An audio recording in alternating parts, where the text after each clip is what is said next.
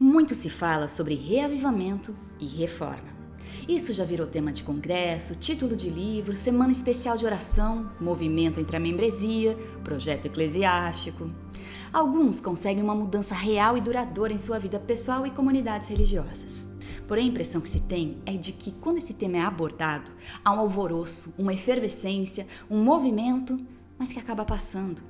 Não nos falta informação sobre esse tema. Talvez o que nos falte seja a compreensão e a apropriação de seu significado.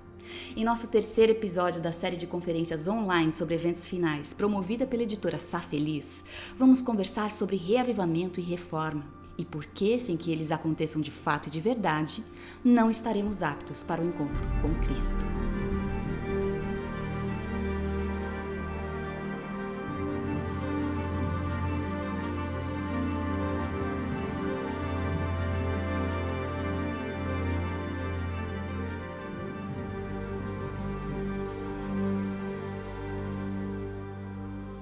Para nos ajudar a compreender esse assunto, temos o privilégio de receber Jerry Page, teólogo e secretário da Associação Ministerial na Conferência Geral. Seja bem-vindo, Pastor Page, obrigada por estar conosco. Pastor, explicando de um jeito bem simples, o que são reavivamento e reforma? Em essência, acho que eu poderia começar dizendo que é tudo sobre habitar em Jesus e ser preenchido com o Espírito. Diz respeito a ter e viver um relacionamento com Ele. Então, para mim, diz respeito a despertar. Paulo disse em Romanos 13, 11 e 12. Ele disse, façam isso compreendendo o tempo em que vivemos. Chegou a hora de vocês despertarem do sono, porque agora a nossa salvação está mais próxima do que quando cremos. A noite está quase acabando, o dia logo vem. Portanto, deixemos de lado as obras das trevas e revistamo-nos da armadura da luz. Ele escreveu isso há milhares de anos. À medida que avançamos nos eventos finais nesta conferência, mais Jesus está dizendo, despertem meu povo. Todas essas passagens na Bíblia, sabe? Em 2 Crônicas 7, 14. E eu poderia continuar. As 10 virgens, você sabe, 5 de nós estão dormindo e Deus está dizendo, despertem. E em minha vida, Larissa, eu descobri que reavivamento e reforma não acontecem apenas uma vez. Desde que saí das drogas como um rebelde filho de pastor e me converti, percebo que não é uma única vez na vida. Deus está constantemente nos despertando e dizendo, quero um relacionamento pessoal e profundo com você. Habite em mim, passe tempo comigo e eu preencherei você com o Espírito e o rumo da sua vida mudará completamente. Isso é reavivamento e reforma. Sabe, eu posso ler para você a definição de Ellen White. Eu posso ler para você outras coisas se você quiser, mas para mim trata-se de continuar vivo. Ezequiel 37 fala sobre ossos mortos e nós olhamos para a nossa igreja e nossa vida e pensamos, uou, onde está o poder? Onde está a vida? Onde está a experiência de vida e o testemunho do que Jesus está fazendo em minha vida? E nos sentimos como ossos secos. Mas Deus diz, eu farei o Espírito entrar em vocês e vocês terão vida. Ou seja, vocês se levantarão e farão coisas maravilhosas por mim como igreja e como indivíduos. E esse é o nosso desejo e é isso o que o reavivamento e a reforma significam. É voltar a viver, despertar da morte, acordar do sono e ter uma experiência de vida com poder, com o poderoso e onisciente Deus. É interessante porque isso me fez lembrar a passagem bíblica em que os discípulos adormecem pouco antes de Jesus ser preso. Jesus tinha pedido apenas uma coisa para eles, fiquem acordados, atentos, orando, mas eles simplesmente não conseguiam ficar acordados. Ellen White disse que o sono era de tristeza, e isso me comove porque à primeira vista a gente culpa os discípulos e acha que é preguiça. Mas quantas vezes eu também já não dormi porque eu queria que minhas dores passassem? Porém, independente do motivo, eles dormiram e quando acordaram já era tarde demais. Se estamos embriagados de tanto sono, o que é preciso para nos manter acordados, pastor? Não só despertar, mas permanecer acordados. Você citou os discípulos. Para mim é um dos melhores exemplos. Sabe, eles estão a caminho do Getsemane com Jesus. Eles não sabem o que vai acontecer. Eles nem mesmo entendem a igreja. E eles, no livro de Atos, deveriam liderar a igreja do Novo Testamento em poucas horas, mas estão discutindo a respeito de quem será o maior no reino. Eu sei que você não vê isso na igreja. Eu quero ser o próximo presidente, eu quero ser o próximo líder, o primeiro ancião, o líder da escola sabatina. Não importa. Então veja, eles estão discutindo sobre isso. E eles nem mesmo sabem o que é a igreja. Então o que você faria se fosse Jesus?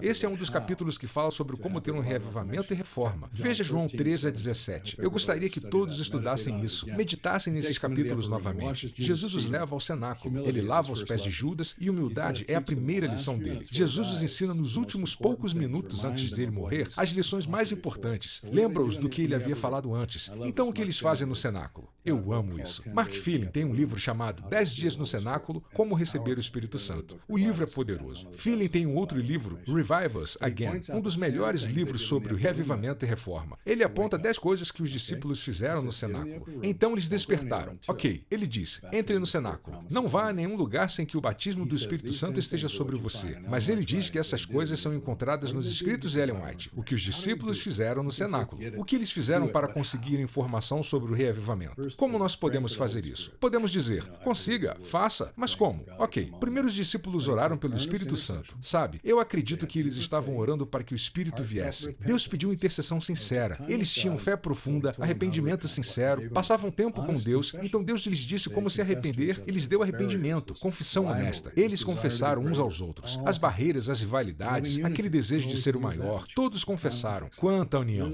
Poderíamos usar isso em nossa igreja, nos conflitos e em tudo mais. Entrar em acordo, fazer um exame de consciência. Tomamos tempo para Deus examinar nosso coração e nos ajudar a confessar, a desejar uma mudança e querer ser como Ele. Humildade em sacrifício, obediência, entrega, ação de graças com alegria e paixão em testemunhar. Essas são as 10 coisas que os discípulos fizeram no cenáculo. Isso levou a uma explosão no livro de Atos. O livro de Atos é modelo de reavivamento e reforma. Apenas leia-o de novo. Ore por isso. Cada capítulo é cheio do poder do Espírito, trabalhando por intermédio de pessoas que não tinham estudo. Elas não tinham dinheiro, não tinham recursos, não tinham prédios de igreja, não tinham uma conferência geral, não tinham nada disso. E será assim novamente. Eu tenho medo, sabe? Deus vai ter que nos tirar toda essa estrutura e os programas, as coisas das quais nós temos dependido. E apenas aqueles que tiverem óleo em sua lâmpada, o Espírito Santo, saberão o que fazer e o Espírito cuidará deles. Ao longo da história, a gente vê diversos reavivamentos. A própria Igreja Adventista surgiu do que foi considerado o segundo grande avivamento nos Estados Unidos.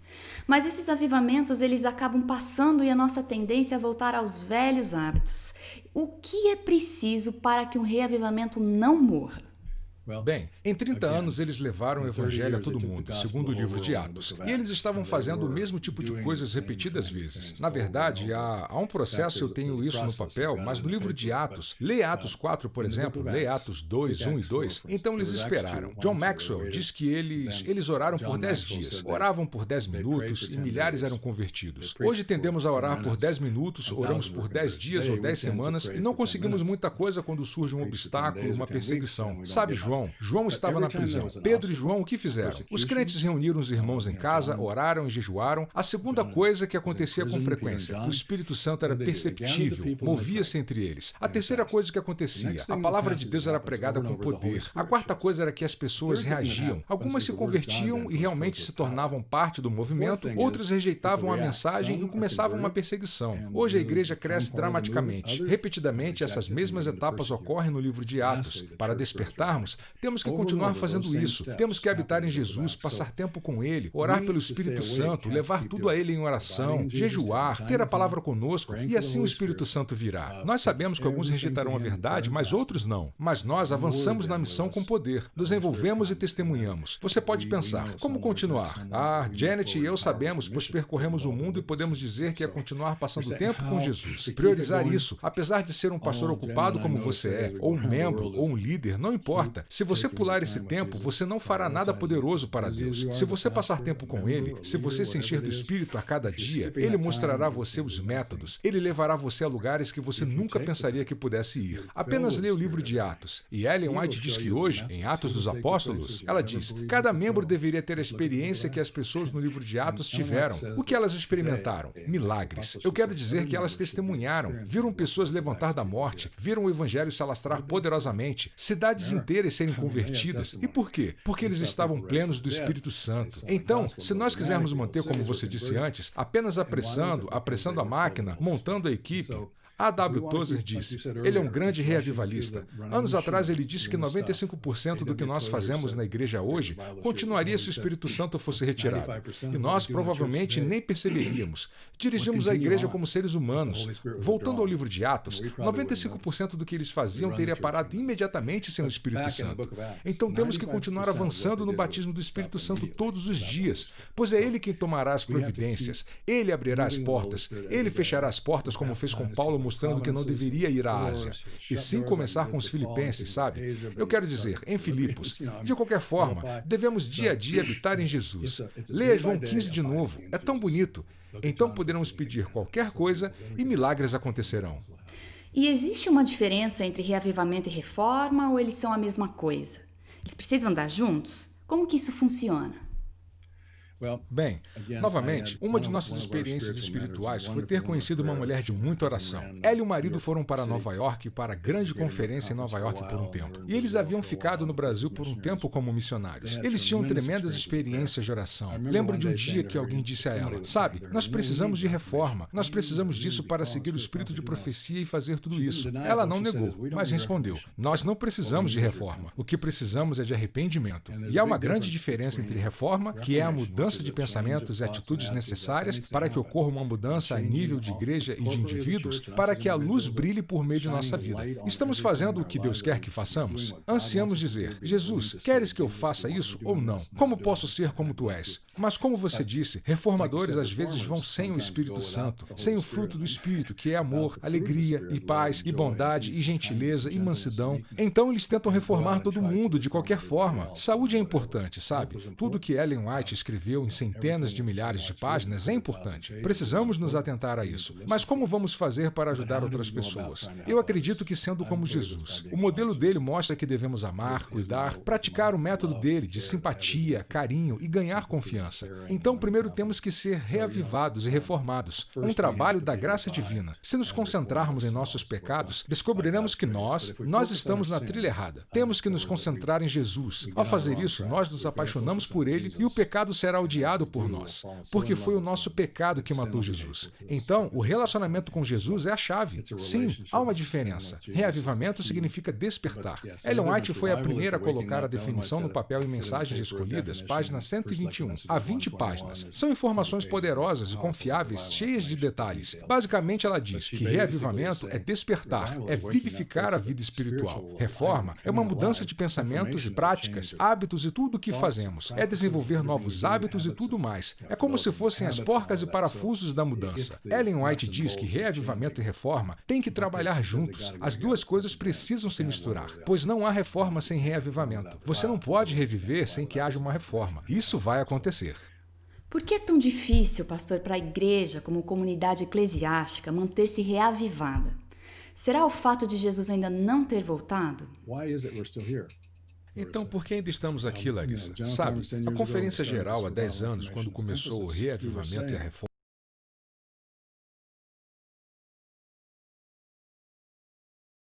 que temos visto coisas grandiosas acontecerem, começando com um pequeno grupo de crentes desapontados. Deus disse: levem as 3 mensagens angélicas a todo mundo. Impossível, mas eles oraram, e eles oraram no pomar, no celeiro por horas, disse Ellen White. E eles estudaram a palavra de Deus, ou seja, todas aquelas ações que trazem reavivamento. Eles ansiavam por cumprir a missão. Agora nós temos mais de 21 milhões de membros. Eu quero dizer, em todos os lugares. Janet e eu vamos às profundezas do mundo, Congo, Mongólia, ou onde quer que haja pequenas igrejas, pequenas escolas. É maravilhoso o que Jesus tem feito, mas ele queria voltar nos idos de 1800. Ele disse algo assim a Ellen. Em 1857, um reavivamento e uma reforma começaram. Poderia ter sido a última segunda vinda de Jesus, ela disse, mas nós demos as costas e adormecemos de novo. Gostamos de nosso mundo, gostamos do mundo dentro de nós e demos as costas. Em 1888, essa mensagem vai ser parte do último grande reavivamento. Cristo, nossa justiça. Mas as pessoas resistem. Nós brigamos por causa de teologia, temos discutido uns com os outros, nós a perdemos. Em 1901, Ellen White disse que se os líderes na Conferência Geral se humilhassem diante das pessoas e chorassem, e poderíamos ter visto, então ele desejava voltar nos idos de 1800. Agora estamos em 2020. O que é preciso para que ele volte? Quando o reavivamento e a reforma ocorrerão? E como ocorrerão? Estive pensando sobre essa questão porque, você sabe, os desafios são enormes. A janela 1040, a África do Norte, Oriente Médio, países da Ásia Central, Índia, China, Sudeste da Ásia, 1,7 bilhão de pessoas nunca ouviu falar do nome de Jesus. Elas nunca ouviram o nome de Jesus. Nesses países há pouquíssimos cristãos e alguma outra religião, hindu, budista, muçulmano. Como vamos fazer isso? Vai levar mais 100 anos? Quanto tempo vai levar então para Jesus voltar?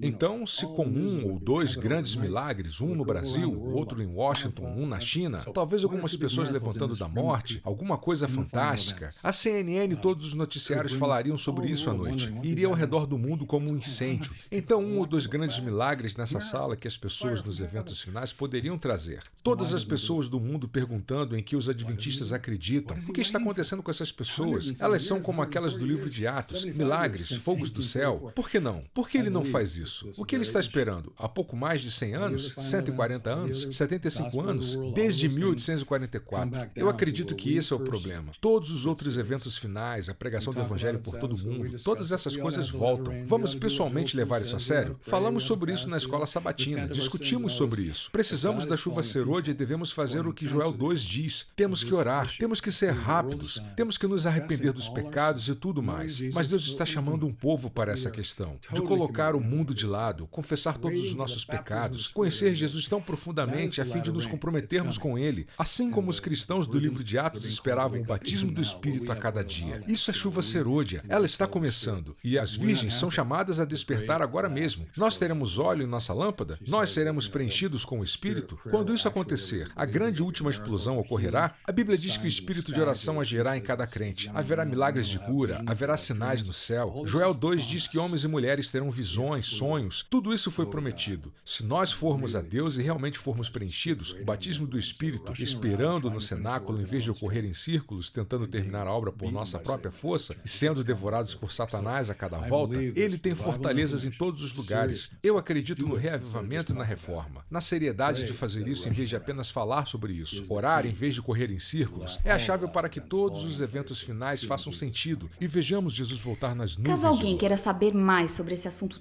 tão importante, o que há disponível? E por último, qual a mensagem de Deus para nós hoje com esse tema do reavivamento e reforma? No site revivalandreformation.org há centenas, milhares de recursos. Melody Mason, ela acaba de escrever um novo livro. É ótimo também, Daring to Live by Every Word. Mas naquele site temos milhares de recursos para ajudar. Oração, estudo bíblico, informações sobre reavivamento. Então eu gostaria de encorajar as pessoas. Muitas estão usando os recursos em todo o mundo. Os materiais do site estão disponíveis em outras línguas também. Talvez um outro livro. Eu quero mencionar o livro de Helmut Hebel. Ele é um livro simples, escrito por um pastor aposentado. Steps to Personal Revival. Você pode baixá-lo gratuitamente da internet. Ele explica como receber o batismo do Espírito Santo diariamente e nos livrar dos nossos pecados para sempre. Então, naquele site, há alguns livros muito bons. Passar tempo com Jesus e conhecê-lo, amá-lo, trará vitória sobre o pecado, trará o poder do Espírito Santo que atuou no cenáculo. Essa é a nossa oração. Precisamos do cenáculo no movimento adventista do sétimo dia agora mesmo. Obrigada, Pastor Page, por contribuir conosco e abrir os nossos olhos para a importância e o sentido dessa mensagem. E agradeço também a você que nos assiste. Nos vemos na próxima. Até lá!